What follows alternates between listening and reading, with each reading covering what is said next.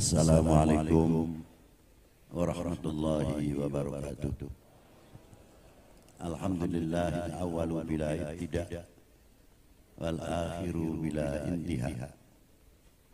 Jami'u sifatil awliya wal izzati wal kibriya.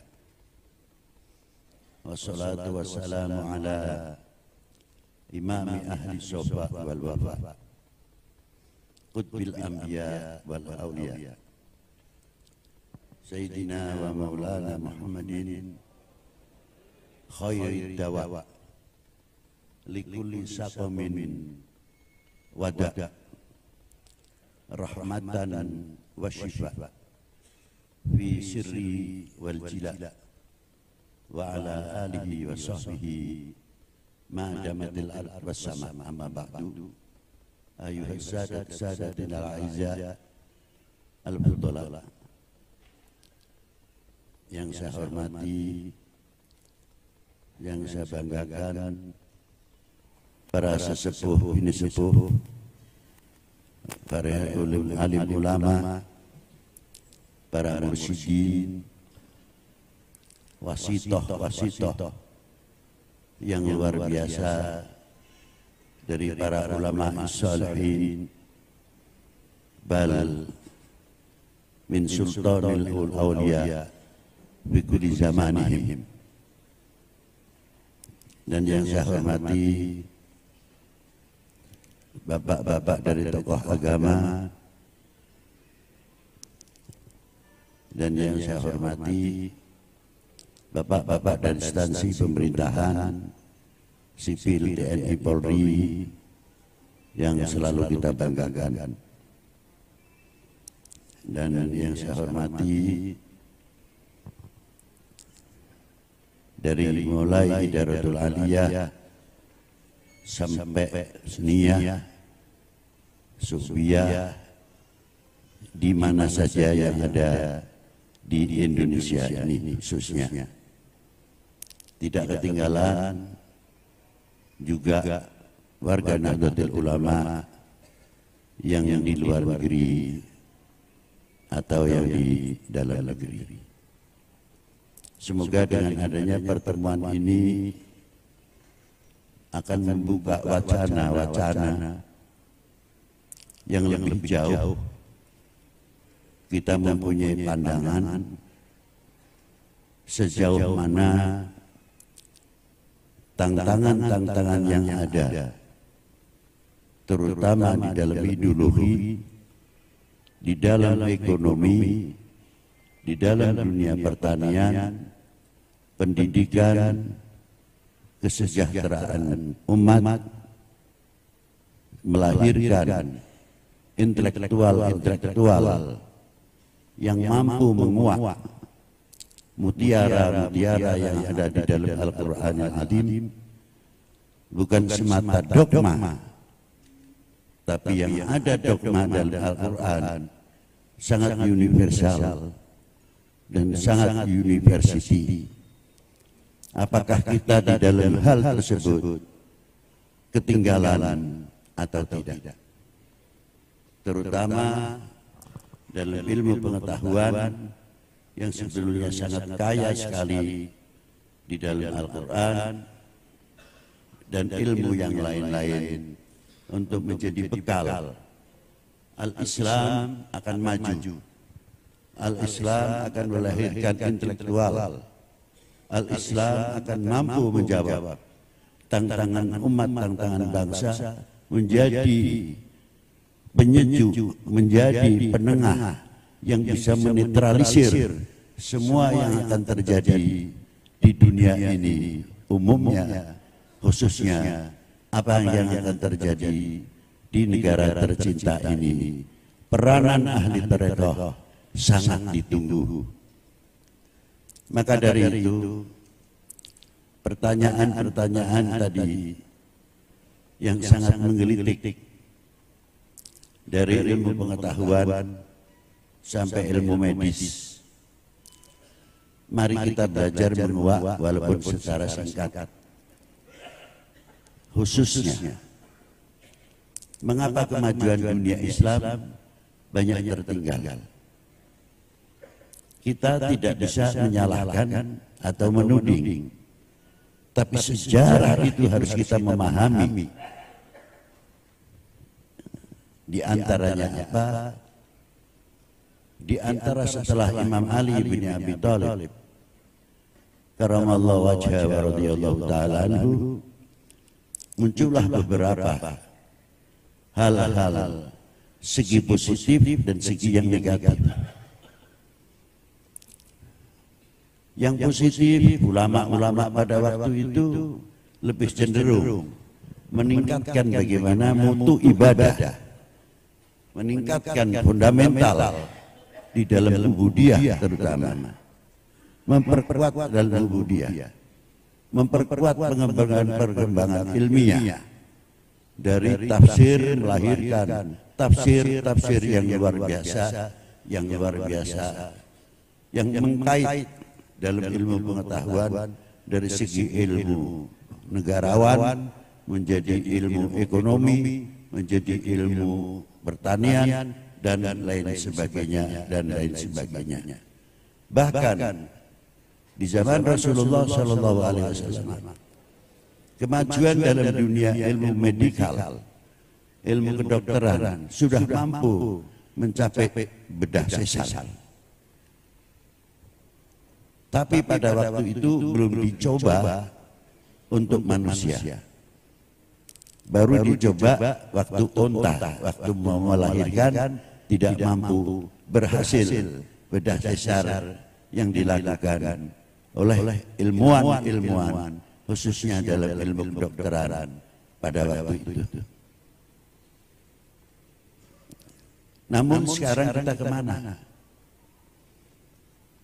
Sebetulnya orang-orang Nahdlatul Ulama, kita berbicara ke dalam, bukan berbicara keluar. Apa yang telah dirintis, khususnya orang-orang kita di dalam dunia pesantren, dunia kemahasiswaan, bertahap, tapi kita menunggu cukup lama. Mempunyai sekolah-sekolah kedokteran, mempunyai yang cukup rumah sakit yang harusnya berdirinya ilmu atau fakultas kedokteran standarnya adalah mempunyai rumah sakit. Maka dari itu sangat penting sekali saya telah mendahului membuat satu rumah sakit di daerah Batang, Limpung, yang izinnya sudah keluar untuk beroperasi. Itu dia. Karena kita takut ketinggalan. Insya Allah sudah mulai sedikit-sedikit melangkah dan kita mempunyai dokter-dokter yang cukup lengkap. Baminhum khususan ala ahli sunnah wal jamaah. Kita ingin meneruskan perjuangan para beliau. Karena kurangnya tenaga medis yang ada pada waktu itu atau sekarang, kurang mampu mencetak dokter-dokter yang sepadan. Artinya kalau dokter kandungan mungkin lebih baik yang menangani kaum ibu yang menjadi dokter spesialis kandungan. Namun sebagian besar yang kita tunggu sampai sekarang masih terlalu minim. Karena apa? Ya saya kritik sedikit. Orang hafidul Quran itu bagus, luar biasa. Tapi kebanyakannya menitik beratkan tahfidz. Tahfidz itu sudah kewajiban kita semuanya. Untuk membaca Al-Quran, ahlul Quran itu sudah kewajiban. Tapi coba mampu tidak mencetak anak-anak kita ini, terutama dari fatayat dan sebagainya. Saya yakin otaknya mampu. Jangan dikira bangsa Indonesia itu otaknya lemah. Kalau kita pelajari abad per abad Indonesia mampu menjadi tokoh-tokoh ulama di Masjidil Haram, dari Syekh Abdullah bin Mas'ud Al-Jawi sampai Syekh Ahmad Khatib Sambas, dan banyak lagi Kiai Iskandar, Kiai Musa Kaliwungu, dan tokoh Kiai Bagir dari Jogja, Kiai Zainal Abidin Puduh, Kiai Ubaidah, Kiai Abdurrahman Gedangan, Kiai Nawawi Al-Bantani, Kiai Abdul Karim Al-Bantani. Masih banyak lagi ulama-ulama yang mempunyai potensi peranan-peranan di Masjidil Haram. Jadi sudah menunjukkan orang kita itu otaknya luar biasa. Mengapa kita tidak muncul kefanatikan? Maaf kalau saya kritik mungkin terlalu tajam. Sebelum saya belajar ke negeri lain, saya tidak melarang. Utamakan dahulu ulama kita yang ada di negeri tercinta ini. Mau dari mulai walfiyahnya, amritinya, sorohnya, jurmiyahnya, kurang apa kita? Kurangnya cuma sedikit saja, balaghah kurang. Kalau sudah diajak bahasa Arab nanti agak sedikit segini. Ya. Itu masih bisa kita kejar. Pembekalan yang luar biasa ini cukup dari dalam negeri. Setelah itu silakan mau kemana.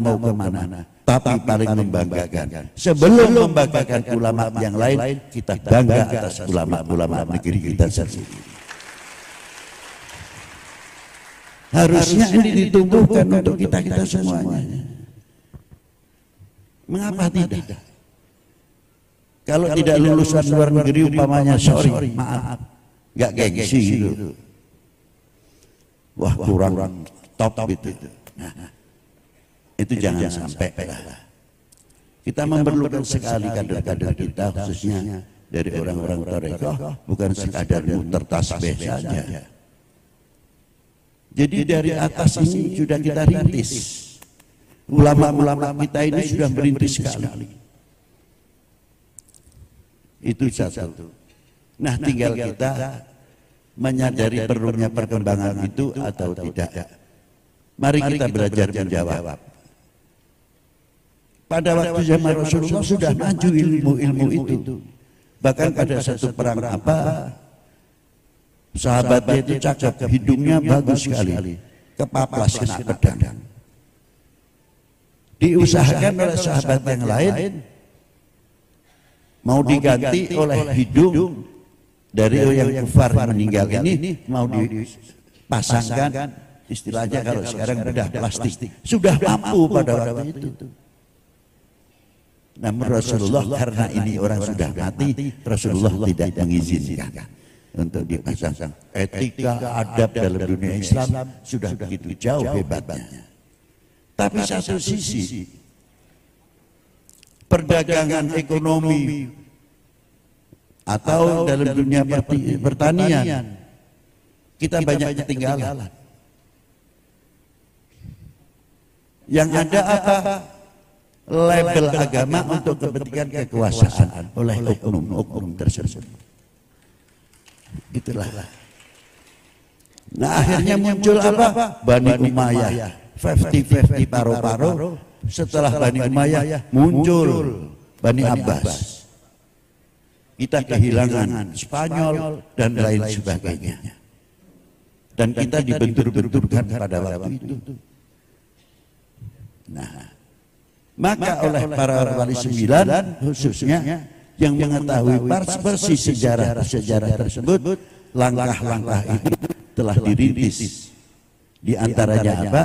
Mengapa wali sembilan masuk ke Indonesia harus melalui India, bukan Islam dari India, bukan Islam dari Cina, tapi Islam bisa melalui India, Islam bisa melalui Cina. Itu perjalanannya. Ada alasan. Alasannya apa? Ya untuk kemajuan dunia Islam itu sendiri. Jangan dikira oleh ahli tarekat para pendahulu bukan orang-orang ekonom. Imam Syadzili itu Sultanul Auliya dan orang paling terkaya. Syekh Abdul Qadir Jilani mempunyai kuda 40 yang Baghdad tidak mempunyai kuda yang dimiliki Syekh Abdul Qadir Jilani karena harganya puluhan dinar. Tidak mungkin akan mempunyai kalau beliau tidak seorang ekonom. Diberi contoh yang luar biasa oleh para beliau. Bukan cepat kita memvonis, loh, wong ahli tasawuf kok isih hubungan karo donya. Aneh ben ajaib. Ini pertanyaan rada mumet ini. Apa kiranya orang tasawuf itu naik haji kurang nganggo donya? Kita itu ingin dihajikan apa ingin haji? Kita ini ingin berzakat atau dizakati? Nah, kalau ingin berzakat, mestinya ekonom ditata dengan baik. Itu diantaranya bukan dizakati ya, lucu nih. Nah, ulama-ulama kita tasawuf moderat, bukan sekarang saja yang dinamakan modernisasi tasawuf, ketinggalan kita pola pikirnya dengan para pendahulu yang luar biasa. Nah, dengan Wali Sembilan ini melalui, kenapa dari India? Perlu diingat, di zaman Rasulullah hijrah tidak dihijrahkan ke timur jauh, artinya hijrah ke semenanjung Arabia yang kemajuan culture-nya sudah maju, tidak, tapi langsung ke Yathrib. Ada apa ke Yathrib? Ternyata dari Yathrib itu ada jalan sutra yang menghubungkan Yathrib ke timur jauh yang umurnya sudah 3000 tahun yang lalu sebelum Masehi.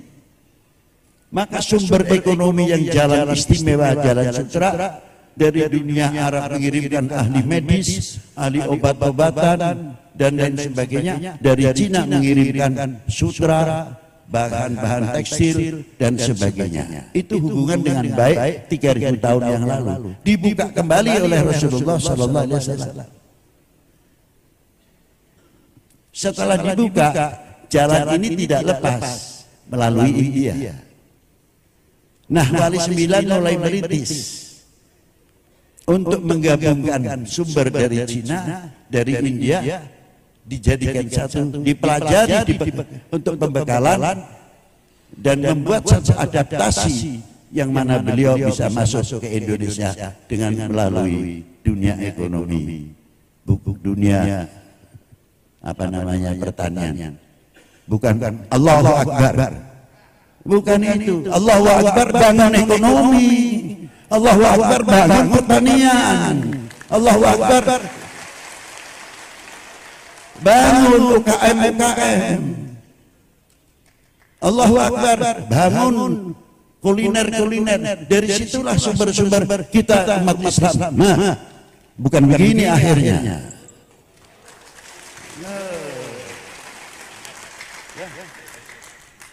Kapan kita akan bangkit? Nah, ini proposal sedikit proposal. Sampai kapan pola proposal ini? Maaf nyuwun sewu nggih. Maaf ini kritik supaya belum tangi ngoten lho. Nek mboten ngoten ngantuk mawon. Loh, ini pentingnya. Lah niki lah. Dirintis oleh beliau. Hidup di zaman Majapahit, diakui oleh Majapahit. Di zaman Pajajaran, Wali Sembilan diakui karena apa? Datang bimalihim, buka sarana ekonomi, sehingga ekonomi berkembang dengan baik. Beliau mampu perdagangan, mendatangkan dari Cina, dari India, dari Turki, dari Persia dan sebagainya, menjadi income Majapahit. Yang satu menjadi income Pajajaran. Yang akhirnya Al-Malik Ibrahim diangkat oleh Brawijaya menjadi Menteri Ekonomi, Menteri Pertanian. Sayyid Ibrahim Asmarokodi, ayah Kanjeng Sunan Ampel, menjadi Menteri Keuangan. Yang diangkat agamane beda, sing ngangkat agamane beda. Kok iso itu lho. Loh, inilah. Ini PR untuk Jum'iyah Thariqah terutama. Kalau bisa ini luar biasa. Bukan merangkul tapi mukul, tidak. Merangkul saling menguntungkan dalam dunia ekonomi. Kalah kita dirintis oleh para beliau. Itulah yang dilakukan. Mengapa al-Islam berhasil di Indonesia ini? Karena tadi Allahu Akbar mencetak para salihin, Allahu Akbar membangun ekonomi, Allahu Akbar membangun pertanian, Allahu Akbar dan sebagainya, dibesarkan semuanya itu oleh para beliau. Sejauh mana kita terima kasih kita yang telah dirintis, hingga kerjasama yang baik antara pada waktu pihak keamanan Majapahit dengan dunia Islam sangat akrab.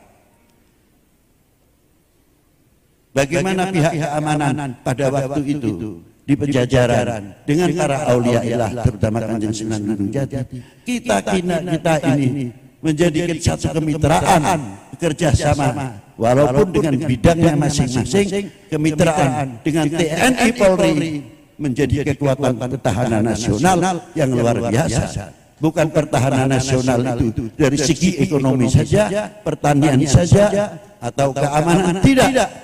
Tapi segi pertahanan yang kuat diantaranya menyatunya TNI Polri dengan para ulama-ulama itu yang kita tunggu.